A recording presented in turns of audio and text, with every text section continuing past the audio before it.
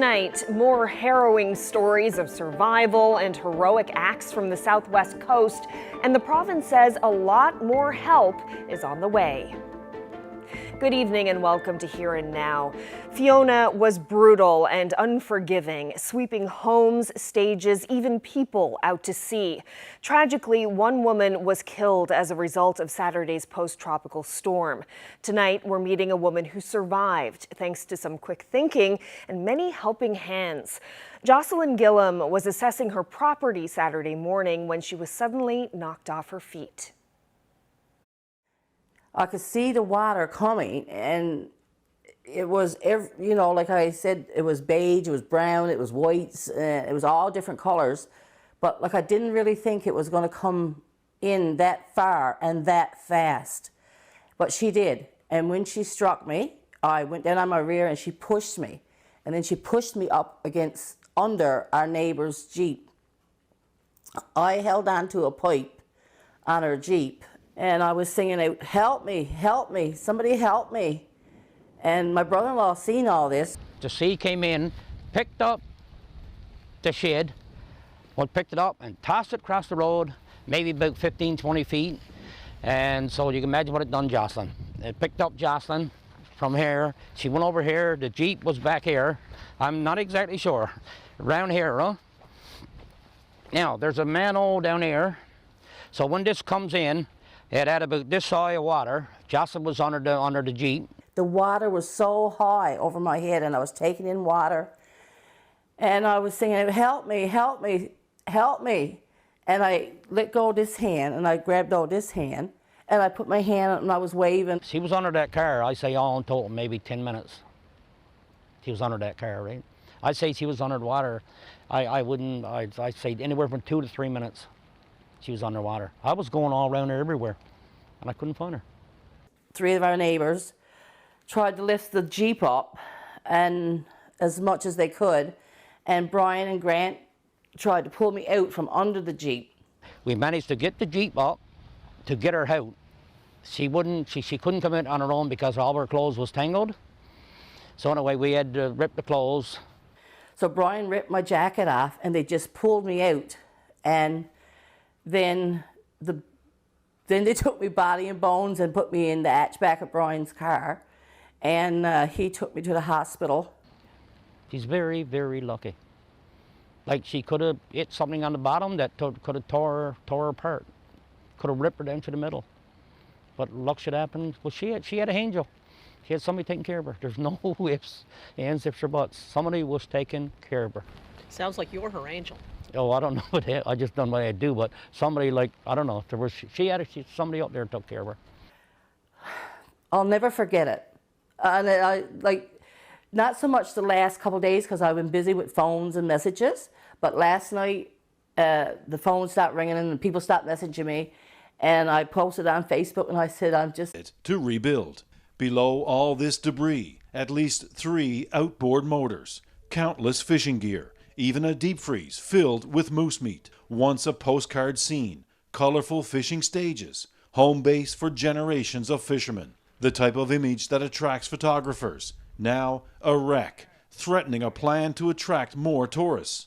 Everyone you talk to, they loved it there. It was a beautiful community and everything.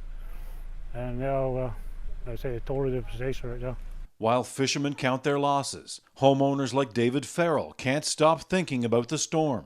It was like the devil himself was coming up too.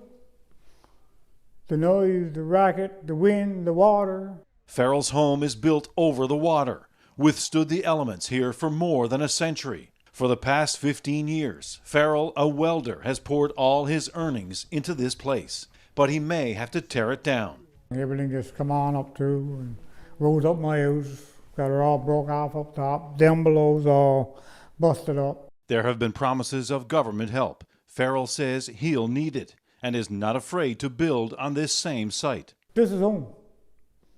I say, this is where I belong to. Meanwhile, just like everything in their marriage, Headley and Arthena say they're in this together. He's going to rebuild, that's what he wants to do, and fishing is in his blood. So, Headley King, you heard from there, David Farrell, so much uncertainty in their lives right now, so I do expect they may get some answers as to what kind of help they'll get tomorrow. There's a news conference tomorrow at 10:30. The province is going to announce some details of a $30 million immediate, that's the key word there, immediate relief program for victims of Hurricane Fiona. So we'll be there and we'll have the latest for you tomorrow. Terry Roberts, CBC News, Port aux Basques.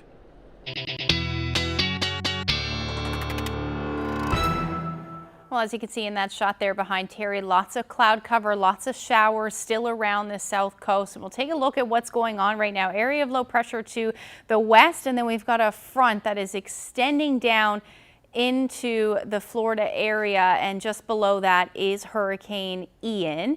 We won't see any effects from this, any significant effects from this over the next couple of days, but as we head into next week, we might see a remnant low, which could bring some showers. So we're going to keep an eye on that one, but likely just an area of low pressure at that point. Taking a look at what's going on right now, lots of shower activity across the Maritimes as well as the island, and this will continue as we head through the overnight tonight and into tomorrow. Rainfall warning still in place for Port aux Basques and Burgeo. I'll get into the full details when I come back. Well, across the province and across the country, people are finding ways to help the southwest coast. This is the Lions Club in Port aux Basques. Table after table of clothing, household goods, and other essentials, all donated, all being sorted by volunteers. Well, Malone Mullen was there today. So, Malone, you've been hearing from people about all of the support that's been pouring in, and it looks like there is a lot of it. Yeah, speaking of pouring, it's another wet one here today in Port aux Basques. But despite the rain, everyone I spoke to today still trying to find a way to help. These locals got up early to wait for a transport truck full of a delivery of SUVs bound for New Brunswick. Those cars are stuffed with goods, cereal, pillows, toilet paper, all from complete strangers across the province. Make all the stops and get the places and the food and whatever else needs to Port aux Basques and surrounding areas to help the people. So there were people waiting on the side of the road just to drop stuff off? Well, I got to Clarendon, there was probably 30-something vehicles waiting for me there to drop off any kind of supplies they had. The volunteers unload and pack another truck headed here, the Lions Club, where one group has been sorting through the mountains of donations for 3 days now. This is incredibly organized for a grassroots thing. Do you have any experience with this? I'm a teacher, so we're organized by nature, and I have a lot of teachers here with me. Holly Wells says she noticed people offering up food and clothing online and wanted to wrangle all those donations together under one roof. Items sorely needed. Everything in there for everybody. You know what I mean? Everybody is helping everybody. Truckloads, as you can see, are coming in. It's a lot. Everybody's helping everybody. Neighbors helping neighbors. It's just awesome. Like, couldn't ask for it. It's overwhelming, to be honest with you. Over in the areas hardest hit by the sea, cleanup continues. Town crews and volunteers clearing debris. It's pretty well, I guess it's just an organized operation by everyone in town. It's just everyone's pitching in to help out and try to get this cleaned up as fast as we can and get things moving and hopefully try to get back to somewhat of a normal life. It's a team effort here in town today, and one visitor says it's not difficult to see that. Leonard Hilton is living in his sailboat in the town's marina. Staff put him up in a hotel on Friday to keep him safe during the storm. It makes me proud to be a Canadian, to see the support that I saw the community as they came together and helped one another. Eventually, the camera crews, armed forces, and politicians will leave, but the people of Port aux Basques will still have each other. So you just saw Leonard Hilton. His boat did survive, by the way, with just a couple of scratches on it. And speaking of survival, we also heard a story today about 2 people who were rescued thanks to the heroic efforts of this man. So it all started probably around 7 a.m. I guess. A friend of mine called me there and said that the apartment building downtown that had collapsed was my boss's apartment building, and he had said that the siding was blown off the back of the building. It was just recently renovated probably 7-10 days ago. He was saying the siding was coming off. There was a small shed that was floating around in the water there that was hitting the bridge, and there was a couple upstairs. So he said that they didn't want to leave. He was trying to get them out, but they wouldn't leave. So anyway, it was probably an hour later, not even. I was getting dressed, getting ready to go down to see what was going on to get them out. And when I was taking the turn there, just before the apartment building, when I came around the turn, it was just astonishing. The building was gone. I didn't know where it was to, what was going on. All I thought was, like, where are the people that are inside? I mean, the full bottom story, the full bottom floor was gone, destroyed. So there was an ambulance there with some paramedics, some firefighters. First thing I got out and said was, like, there was somebody in that building. There's somebody on the top floor. It was just a beeline just to go see where they were to, see what was going on, make sure they were okay. Basically climbing over rubble, trailers, cars, stuff that was in the way that was pushed with the wave when it hit. So when we got over, they were in the building. They were, I guess, nervous, didn't want to leave. So finally, once we convinced them to leave, we had to kick the door in to get the door open to get them out. And like I say, once we got them out there, we took them over to where the ambulance was to, and the ambulance drivers carried them to the hospital there and took them to I guess it was a local shelter at the Lions Club or where they were set up. So they were inside on the top floor of that building as it was moving with the water? They were on the top floor of that building. They were on the top floor on the left-hand side of the building out front, so they wouldn't even know where it was coming. It just hit the building and then that was it. Yeah, I can only imagine the feeling of being in that building when that's happening. It's unreal.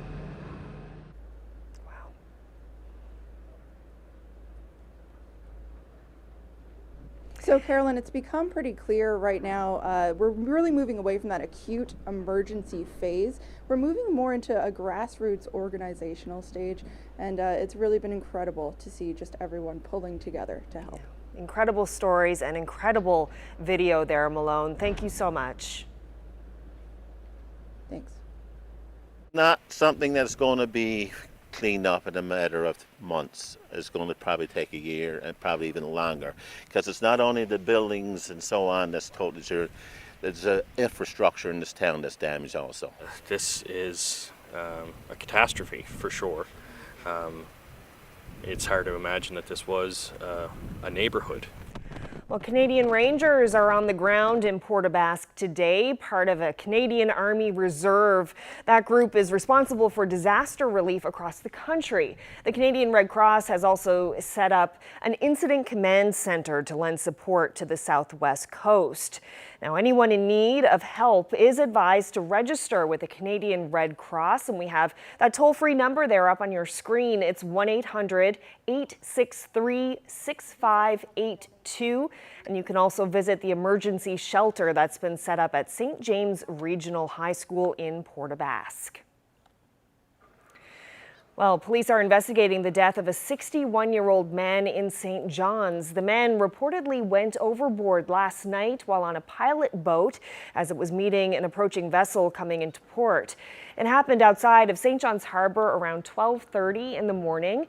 And because the incident happened in Canadian territorial waters, the RCMP is leading that investigation.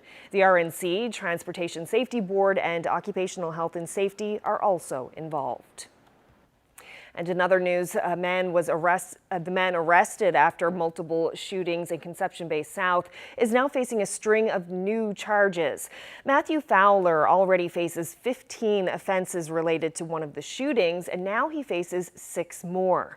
The 31-year-old appeared in court last week, a day after a dramatic arrest on the streets of Paradise.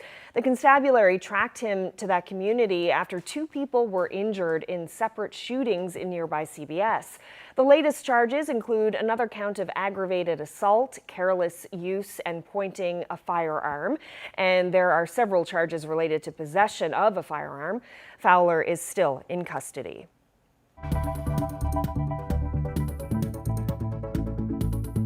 Well, we may be a week into fall, but these temperatures are certainly feeling summer-like. We'll talk about how many times we've hit the 20-degree mark this year and have your full forecast coming up.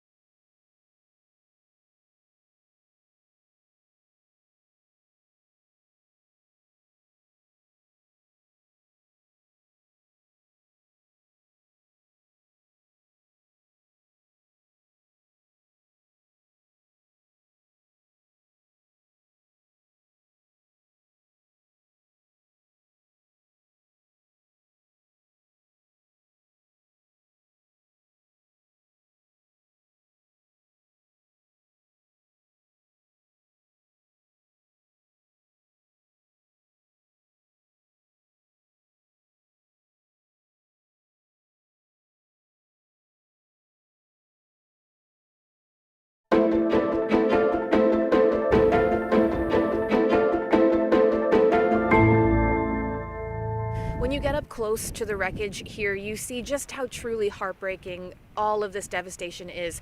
Take a look here, the remnants of someone's home, their hockey cards here on the ground. Just beside it, a home is where the heart is sign that would have been on the wall of their house. And there's a lot more cherished personal possessions in these piles, family photos. And look at these homes now. This one just completely shattered by the storm surge, by the wind. If you look just down there, you can see a pillow that would have been on someone's bed. And it really is heartbreaking just to see all of the remnants of people's possessions just strewn here on the coast. You also see just how powerful this storm was. If we spin around, that right there was the top floor, the fire chief here tells us, of an apartment building. And just beyond it, you see the foundation on where it stood, just there. The bottom floor was bashed by the waves, pushed out to sea. And this is where the top floor landed, pushed here by the storm surge. You can see all of this wreckage and debris, just completely heartbreaking. Right there on the ground, someone's tapes. So many cherished possessions here. And when you talk to people in the town, they're resilient, they're trying to come together, they're trying to support each other, but everyone here is really just on the edge of tears given how much was lost. Ellen Morrow, CBC News, Port aux Basques. Just incredible. And Ashley, of course, you were there all weekend and yesterday. Welcome back. Thank you. And before we get to the weather, I just wanted to ask you about your own personal experience with this, because I know you do a lot of forecasting of storms. You see storms on the radar and you forecast amounts and there are numbers, but this is something that you lived through, that you were there firsthand. And what was that like for you? You know, I think at the end of the day, you don't understand the power of the ocean until you see it on display just like that. You know, we were talking about the potential for severe storm surge, the waves, you know, 8 to 12, I think at one point it was 11 to 16 meter waves were forecasted. The wind, the rain, you know, the wind, it was okay. Like it didn't, if you were away from the ocean, the wind really didn't do anything. So I think I learned a lot about what the storm surge could potentially do, what that means when there are over 12 meter waves in certain areas.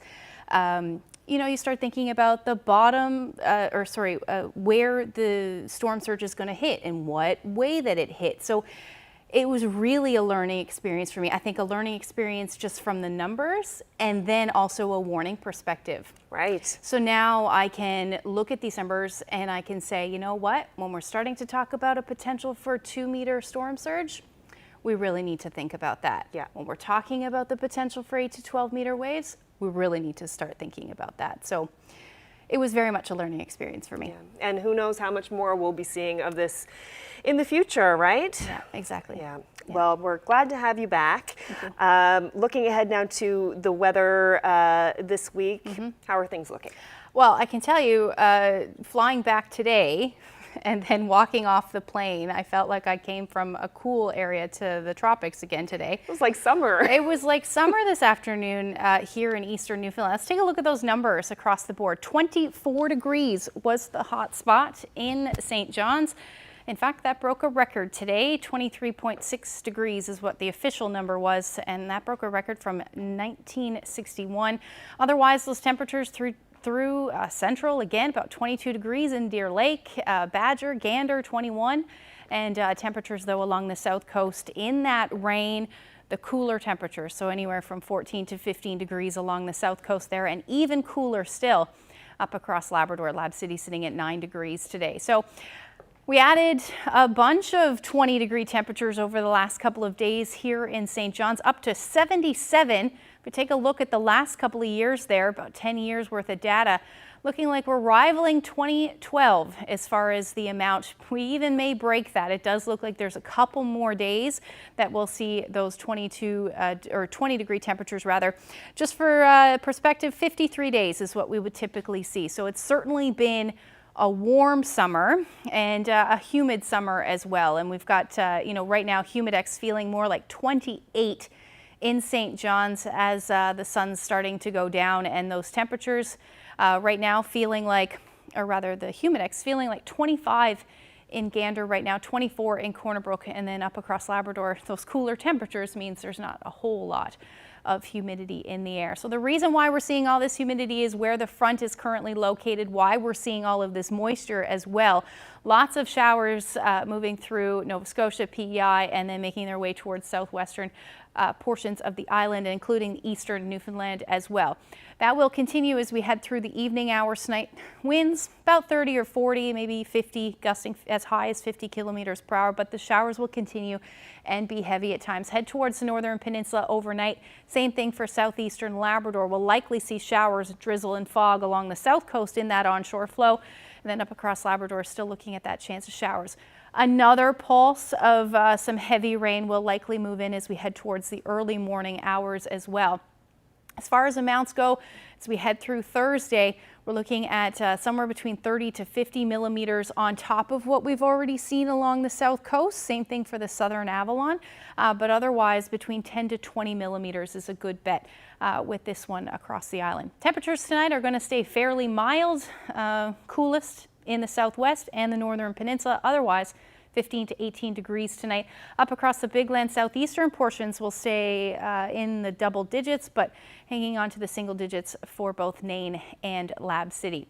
As we head through tomorrow morning, showers will move off, but we will see some clearing skies in some cases, at least some peaks of sun through the day, and then another round of showers, which will be heavy at times, will move in as we head into the evening hours on Wednesday after supper time, and then continue off through the overnight into Thursday morning, and potentially again see some clearing skies through the day. Temperatures tomorrow, again, we'll add another 20-degree day to St. John's, and then same thing through central and towards the west coast as well. Temperatures along the south coast still 15 to 16 degrees as we see a little bit warmer though, because we'll see those winds shift out of the west. Northern peninsula, you're looking at your temperatures in the teens through the day. As far as Labrador goes, hanging on to the chance of showers. 20 degrees in Mary's Harbour tomorrow, 17 in Cartwright, and then those temperatures across Nain and Lab City, the coolest between 8 to 10 degrees. So that's a look at the forecast for your Wednesday. Temperatures going to cool down eventually as we get into the weekend. I'll get into those details coming up. In the wake of Fiona, we've been hearing some incredible stories of support and survival from the southwest coast of the island. Chief CBC correspondent and host of the National, Adrian Arsenault, is on the ground in Port aux Basques today. Thank you so much for joining us. Oh, certainly. Listen, thanks for having me, and enormous respect to the people here in Port aux Basques and beyond who are managing through this, and to your teams. You know, Terry and Chris and Malone and all the reporters we've seen are really doing an extraordinary job. Working really hard for sure. Well, Adrian, you know, this isn't entirely new territory for you. You've covered countless natural disasters over the years, and you just came from Cape Breton, which is another part of Atlantic Canada that was hit hard by Fiona. But since arriving on the southwest coast, what's most stood out for you? Oh, it's a good question, Carolyn. I think one of the things I find astonishing, I mean, we're in a place like this where they're rebuilding slowly, you know, dealing with the debris here. But as we've been driving around and looking at the homes upside down and in the water, I just can't get out of my head the shock that more people weren't hurt or killed. And I know there was a terrible loss here and some very close calls, but I just can't wrap my head around the idea that more weren't hurt. And the only thing that it comes down to for me is nothing to do with the ferocity of the storm. It was brutal.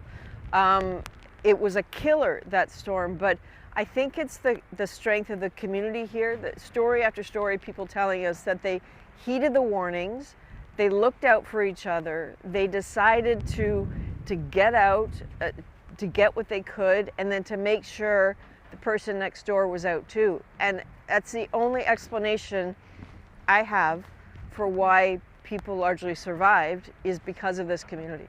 And I just find it remarkable. And now so much work begins to rebuild, and that's something we'll be talking about for sure in the days and weeks to come, is how to rebuild and whether or not to rebuild, and what's ahead for the hundreds of families who've lost their homes. Can you talk a bit about that? Sure. I find one of the things pretty striking is as you speak with people and you ask them, you know, what are you going to do? Like, in your mind, what do you think you're going to do? Inevitably, people have said to us, well, I'm not doing this. I'm not rebuilding right here anymore. I'm done with being this close to the sea. And the certainty with which they say that, I find is so sad, because it is so fundamentally shifted their relationship with the sea. And when I heard one woman say it earlier today over in Burn Islands, it reminded me of a scene in Sri Lanka. I covered the tsunami there, which was just horrific. And part of what happened then, Carolyn, is that the men were out at sea fishing, and when they came back, it was the women and the children who had been killed because they were on shore. And so for a week or 2 weeks after, we would see the men on the beaches looking at the sea, you know, waiting for the sea to give them back their families. And their relationship with the ocean completely changed. So when I hear people say, I can't do this anymore, what I wonder about is, where are they going to go? And it's more than, you know, existing and surviving. What about life? How are they going to maintain that community? And I think that's going to take almost as much focus as this enormous rebuilding effort. Well, Agent Arsenault, thank you so much for sharing your thoughts on this. Absolutely. Hang tight.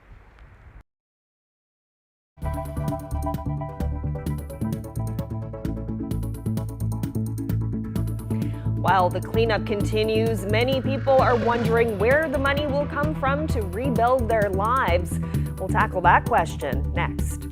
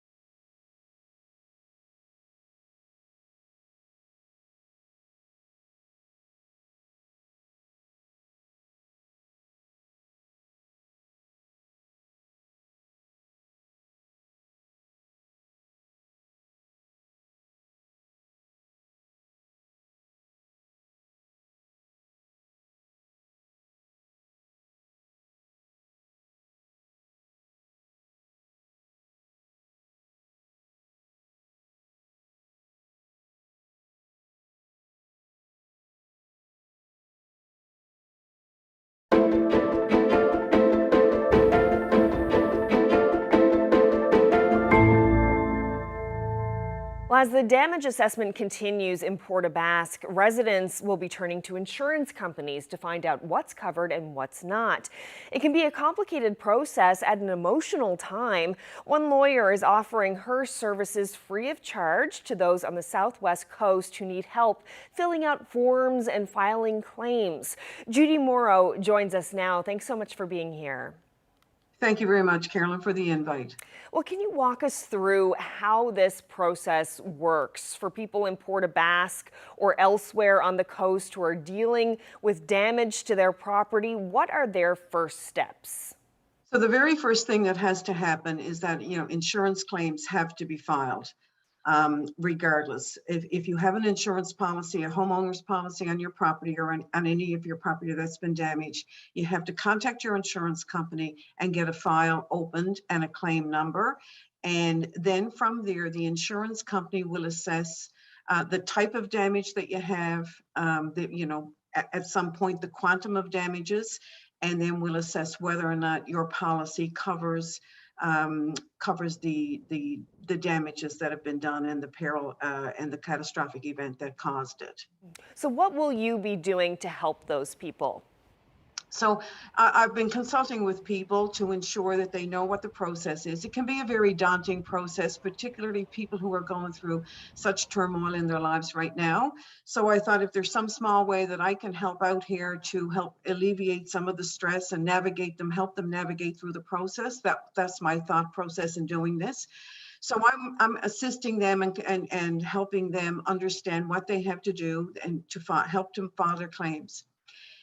Once they get the response back from the insurance company, and some will get a response back to the negative that they do not have coverage or they do not have coverage covering this particular peril, then I've asked them to get that in writing from their insurance company along with the provisions of the policy that the insurance company is relying on to make that decision. And then I'm going to review and assess that as well and advise accordingly.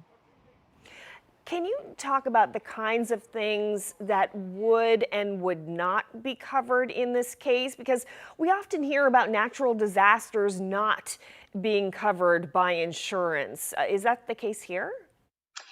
Not necessarily. It depends upon the particular insurance policy. Some will cover wind damage, for example, but not water damage, or there may be storm surge may not be covered, or, so it's a variation. So what you have to do, you have to look at the particular insurance policy that an individual has or a family has on their home. And you have to, to review it and see what it's not so much what's included, it's what's excluded and what exclusions are in your policy. And even sometimes there are exceptions to the exclusion. So it can be quite complicated and quite daunting to individuals who are not used to having to deal with this type of situation. So, the very first step is to put it into the hands of the insurance company. They can assign an adjuster or an assessor of some sort, have a look at the type of damage, and then they will analyze the policy and they will make their determination as to whether or not they believe it's coverage under that particular policy. Then, of course, I can look at it, and if we feel it's worthy and it's open to interpretation, that we might be able to challenge the decision, that's a decision to be made at that time. But it's a step-by-step process. And unfortunately, Carolyn, some people don't have insurance at all, and some people who have insurance will not be covered. And then, of course, we will look to government assistance, both provincial and federal, and both our provincial and federal governments have vowed to be there for the people, and I have no doubt they will. So that would be a further step down the road. Will you be offering any guidance to those people who find out that they're not covered and they do have to turn to the different levels of government for financial help? Yes, I will. If they need any help in navigating that process as well, or completing forms or anything like that, I will certainly assist there in any way that I can, yes. So I contacted Minister Parsons and offered my support and help. And, he put it out there, and people have been contacting me, and I'm very happy to be able to help in any small way to any of the residents that have been affected by this terrible storm. Yeah, I can only imagine how difficult it is for those families, and I'm sure they'll be very grateful for your help. Judy Morrow, thank you so much. Thank you very much for the invite. Well, Patty and Corey Munden are a mother and son from Port-aux-Basque living out the aftermath of Fiona. Like many, they live along the water and they returned home Saturday to retrieve their family pets. Now, what happened next was a very close call. Here they are sharing their story with the CBC's Heather Hiscox. So this used to be a beautiful oceanfront property. You know, just absolutely gorgeous place to come out and have your cup of tea in the mornings and entertain family and friends. And now I'll just do a pan around. This entire patio section now is completely destroyed. A garage that was once here is now pushed 20 to 30 feet up. All of these back windows are completely They're gone. broken in. Yes. Yes. And And you can see, look at the size of these boulders that have, penetrated the building. washed up by the force of that storm surge. And Patty, this is your house. How long have you lived there, Patty? I've been here 48 years. 48 years. Yeah. So looking around and seeing it in the condition and the state it's in, that must be pretty tough for you. Yeah, it is. But again, I'm look around and I see there is a lot more people worse than me. Not expecting things to happen so fast. We were in the front, way up in the front of the yard, and I heard this lady screaming, and I thought she was screaming at her husband, but she was screaming at my husband. I was looking for the cat, so I thought he knew what he was doing. And just like 3 seconds, 10 seconds maybe, he came in the front of our house, and that is when the wave hit. So another 10 seconds, my husband would have been gone. Probably our own stupidity, not paying attention to the rules and thinking we've had many storms before and nothing compared to this one. And we probably, were stupid not to get out of it before we did. But he did make it around the corner, and we saw the wave hit and it destroyed. We heard everything, the bangs, the beats, the windows go, the storehouse move up the path, but we were okay. I have a drone, and I took some drone footage, and my stomach was turned just looking at the footage as it was going by, and it is a lot of work. I mean, the outpouring of support is unbelievable. Canada is unbelievable. I've been inundated by messages and people want to donate and help, and so we're resilient people. I mean, we'll get this done. This is just another job for us. We'll get it done. Unfortunately, we can't replace the life that was lost, but families will be rebuilt. This town is coming together amazingly. The council, the mayor, the Salvation Army, the Red Cross, everyone is pulling in the right direction. It'll happen. It's going to take a lot of time. People need to understand it's going to take a lot of time to rebuild, but that's what we do. That's what we're known for, and we'll make it happen.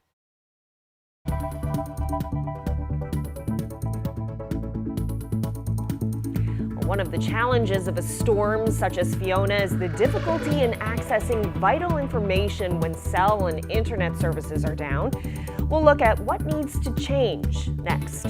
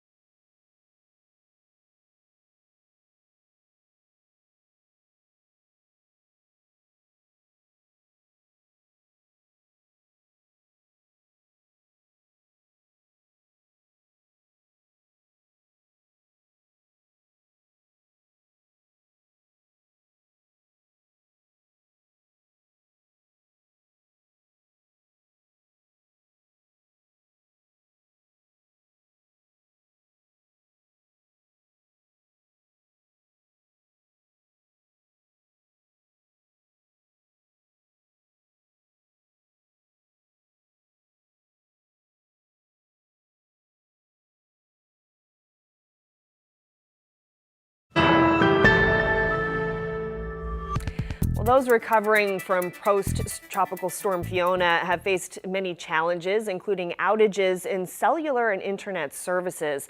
And that's made it difficult for many people in Atlantic Canada to access vital information and resources.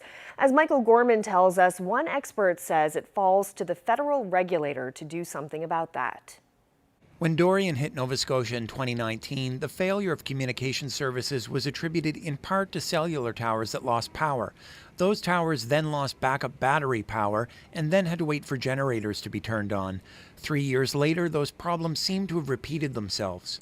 I believe we did a very, very good job at keeping connected. There are many customers who might not agree with that assessment. Spokespeople for Bell, Eastlink, Rogers, and TELUS say they continue to work to reconnect all customers, but they cannot provide details about when that will happen. Nova Scotia-based provider Eastlink, however, appears to have fared better than most during the storm. About 80% of their cellular towers maintain service throughout Fiona. That's thanks to backup generators that kick in automatically after backup batteries are depleted. The company's CEO says they must be prepared for more severe storms that come more frequently. It's about building more and more resilience into the network and continuing to learn from these events and eventually get better and better. But one consumer advocate says wholesale change for telecommunications companies will only come through regulation by the CRTC. John Lawford says cell phone and internet companies need the same kind of performance standard regulations that apply to power companies. What we need is a plan of action, certain standards that telecoms have to make, or else they have to pay back their customers or otherwise face regulatory repercussions. At the moment, it's just the bottom line. What do they need to do in order to make money? And on balance, the calculus appears to be that they can save money by not having redundant systems or extra backup generators that start automatically. Premier Tim Houston says communications problems are more than an inconvenience during the storm. The communications issues that we've all experienced have had a huge impact on just the mental health of people who are trying to reach a loved one. They've had operational issues for crews that are out trying to get on with the recovery. So the impacts they're not an inconvenience. They're very real. Houston says he plans to raise the issue during future talks with Ottawa. Michael Gorman, CBC News, Halifax.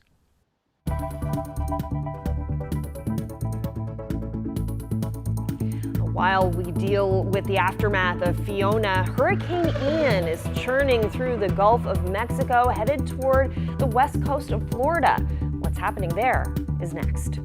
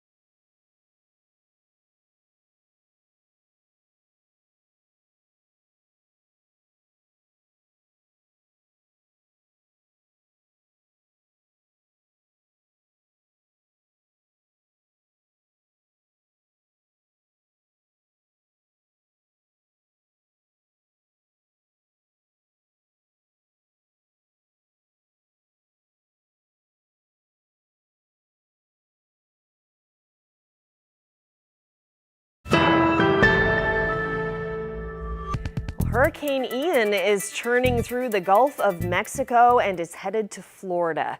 Forecasters expect it to intensify into a Category 4 storm before it makes landfall there tomorrow. Officials have issued evacuation orders for more than 2 million people, including those in parts of St. Petersburg and Tampa. Katie Simpson has more. Across western Cuba's farming communities, Hurricane Ian cut a swath of destruction. Wind gusts topping 200 kilometers an hour ripped branches from trees and tore apart buildings. The power is out for tens of thousands, with no firm estimate on when it will be restored. Ian is now taking aim at Florida, and while its exact path is unclear, it is certain to bring misery. In some areas, there will be catastrophic flooding and life-threatening storm surge. More than 2 million people, mostly along the Gulf Coast, are under evacuation orders. Do not wait. Time is of the essence. Act now. Properties in low-lying areas are being boarded up, and there's a rush to fill as many sandbags as possible. The worst of Ian is expected to hit as early as Wednesday night, somewhere between Fort Myers and Tampa Bay. Our biggest concern as we wait for this storm to make landfall is storm surge. And I will note that storm surge is a leading cause of hurricane-related fatalities. The rain is already falling in the southern part of the state, the start of what is expected to be a long, brutal haul. We're going to see Ian slow to a crawl once it makes landfall in Florida, moving only 4 or 5 miles per hour. We could see some areas get 20 to 25 inches of rainfall. So water is going to be a huge story with this storm. President Joe Biden has spoken with some of the mayors of the major cities in Hurricane Ian's path, promising to provide them with whatever they may need in this moment and whatever they'll need in the days and weeks to come. Katie Simpson, CBC News, Washington.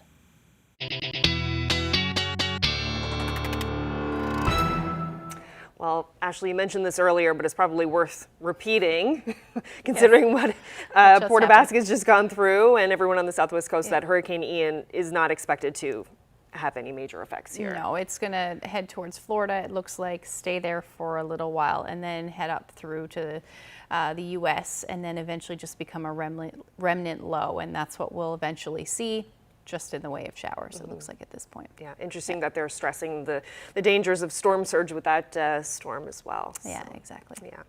Okay, so let's look ahead to the long-range forecast and how things are shaping up for the end of the week. Yeah, well, if you like the mugginess that we're seeing right now, you're going to like tomorrow as well. Let's take a look. Muggy meter showing we will see the humidity stick around through the day, and eventually as we head through Thursday and into the weekend, we'll say goodbye to that for a little while, and similar thing will happen through Central, except it won't feel nearly as muggy tomorrow evening as it does today for you, and then eventually really say goodbye to that for the rest of the week. So taking a look at the temperatures for Thursday, gonna cool down. So that's why we're gonna say goodbye to that humidity. We're gonna see those winds shift to more easterly, and that means some drier air will move in.